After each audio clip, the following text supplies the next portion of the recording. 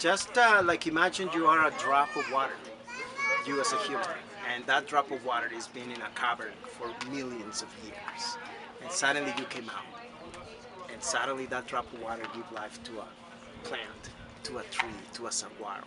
Just imagine how beautiful that drop of water feels. Rainwater harvesting is generally divided between what people call active and passive rainwater harvesting.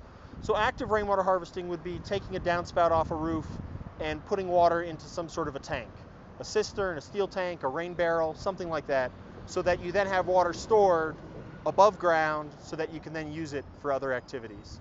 And then passive rainwater harvesting is then taking water from downspouts or off of streets and detaining it in basins to allow it to infiltrate. You're digging depressions and building berms that can then retain the water in place, storing it long enough so that it can then hopefully infiltrate. Basically, trees that had passive rainwater harvesting were roughly, were significantly larger and providing more shade than trees that didn't. We actually found some way to figure out to actually capture all that water and use it to the right way instead of just wasting it. We can be sustainable, what they came out and said. But the city of Tucson is giving incentives to for what we are trying to get involved in. We are getting active rainwater harvesting basically certified in that. That's what the whole program's for. So we can go to houses and install them on houses, and then the household owners can get a $2,500 rebate from this Tucson Water company. We come with volunteers and transform your landscape into a water harvesting oasis. A foot of rain falls on Tucson on average in a given year. So on a house that's 3,000 square feet, that's 3,000 cubic feet of water, which translates roughly to 30,000 gallons of water. And it roughly translates to sort of in-home domestic usage on an annual basis.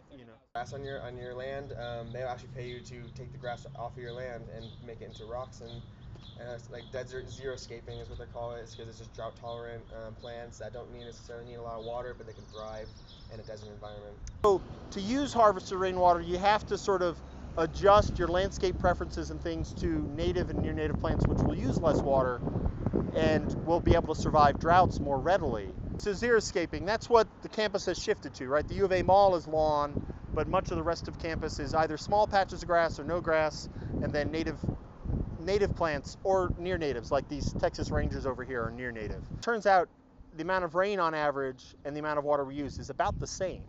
So conceptually, if we could capture that rain, we'd meet all our needs. Now, engineering problem, it's unlikely that we could capture all that water, but the point is there is a significant resource there right now that isn't necessarily being put to full use. When you live in a desert, you get water any and every way you can.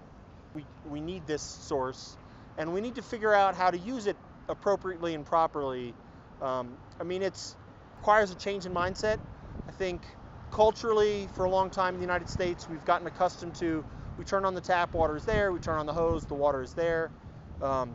This requires a different sort of design in terms of your landscaping. You have to use more native plants or near native plants, and you have to be prepared that there'll be significant periods of dryness even with rainwater harvesting, but you have to sort of take the water when it comes and put it to maximal use then. The story of the Santa Cruz River, for example, is a dry river, so we don't want to be part of that story.